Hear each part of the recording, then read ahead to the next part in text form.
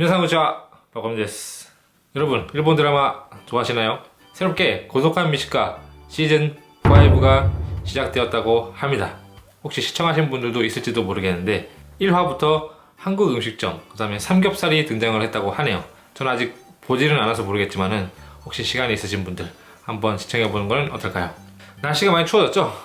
혼돈이寒くなりました. 제가 밖에 나가고 이럴 때 그냥 집 근처에 슈퍼 가고 이럴 때는 옷을 챙겨 입고 이런 거 싫어해서 양말도 안 신어요. 그 다음에 이제 크로크스를 신고서 밖에 나가는 경우가 많은데 낮에는 괜찮은데 이제 아침하고 저녁에는 크로크스만 신고 가면은 너무 추운 거예요. 발이 이 발림이 너무 추운 거야. 발림이 이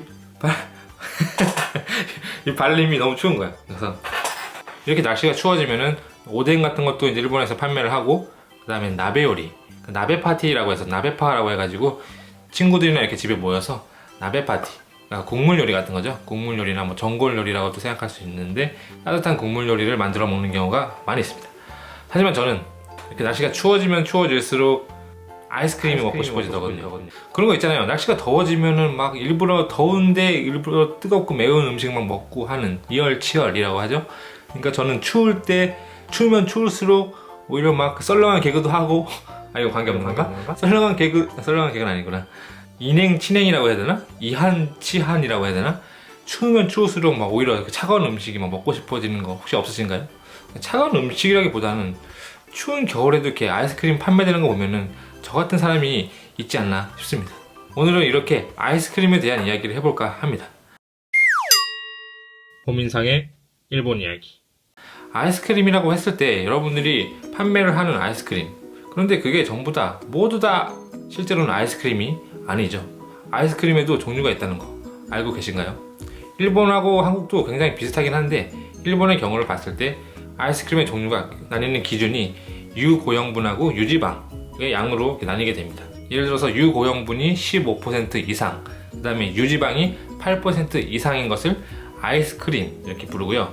그 다음에 그거보다 조금 레벨 낮은 거, 유고형분이 10% 이상, 그 다음에 유지방이 3% 이상인 것을 아이스 밀크라고 표시를 하죠.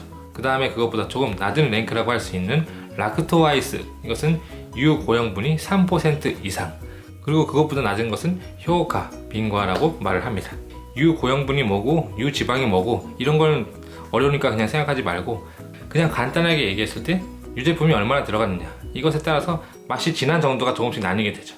아이스크림 같은 걸 먹어도 굉장히 맛있는 아이스크림이 있고, 그 다음에 조금 이렇게 연한 단 물을 얼려놓은 것 같은 그런 아이스크림도 있잖아요. 그게 차이가 굉장히 커요. 예를 들어서 아이스크림이라고 했을 때 뭐 우리들이 알고 있는 아이스크림 중에서 비싼 거 뭐가 있나요? 하겐다츠 이런 것은 아이스크림에 속하고, 그 다음에 그거보다 좀 낮은 게 유키미 다이후크 같은 것은 이제 아이스 밀크, 그리고 그거보다도 조금 낮은 거 스파카프 같은 것은 이제 락토 아이스에 들어간다고 하네요.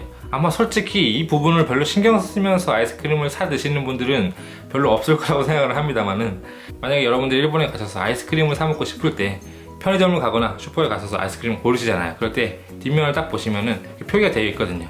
아이스크림인지 아이스 밀크인지 락토 아이스인지 효카인지, 이걸 보셔가지고 조금 더 비싸더라도 맛있는 게 먹고 싶다 그러면 아이스 크림을 고르시고, 그것보다 좀 타협을 할 수 있겠다 라면 아이스 밀크, 그 다음에 락토 아이스 이렇게 고르시면은 조금 더 진하고 맛있는 아이스크림을 고를 수 있는 방법이 아닌가 싶습니다. 추워질수록 차가운 아이스크림이 먹고 싶어지는 청개구리 바코민이었습니다. それでは次回お会いしましょう。バイバイ。